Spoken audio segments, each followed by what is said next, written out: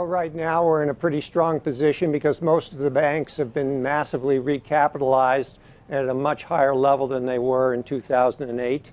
And you've got a diffusion of lending occurring, which I happen to think is going to reduce the threat where there's all this lending over the internet. And yes, it's at risk, but it's not a systemic risk.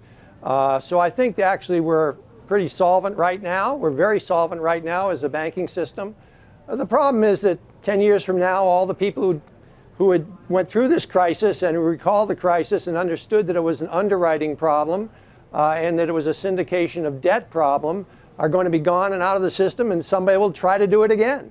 And so you'll end up most likely with another major economic crisis driven by bad lending, probably real estate related. I've seen it 3 times, and wouldn't surprise me at all if we got it again in 10, 15 years from now.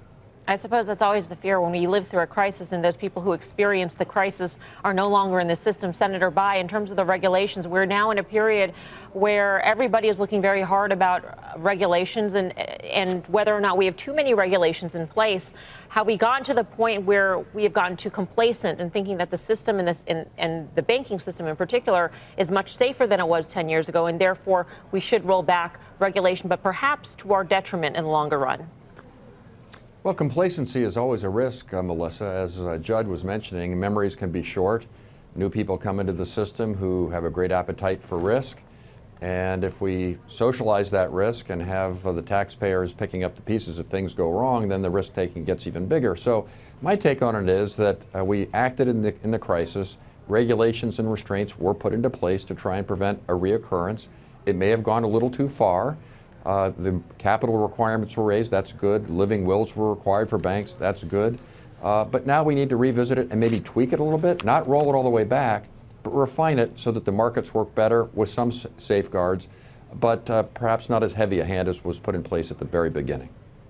Senator Gregg, it's Dominic Chu here. The idea that we could have a financial crisis maybe come again is something that, lawmakers have to kind of grapple with. So if you were sitting there back in a position having to craft legislation, is there anything that can be done from the legislative side of things that could prevent something like this from happening again? Or do we rely on the crisis tools being employed or having been employed by the Fed, Treasury, and whatnot back during the crisis? Is there anything forward-looking that you can tell us about what laws might need to be made? Well, first off, it's very hard to anticipate a bubble until the bubble's on top of you, and by that time it's usually too late to get it under control. But I would say this.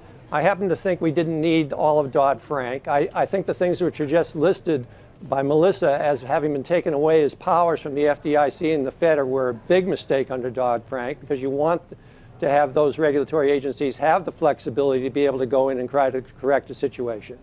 I think that if you raise capital requirements significantly, you require that when you do loans, especially on real estate, that you don't lend over at 110% of value. You limit it to, say, 80% of value, that you require recourse, and you expect the people you lend the money to be able to repay it, and that you require the banks to retain some sort of skin in the game so they can't syndicate all the risk out to other people and have it subdivided as occurred back in 2008.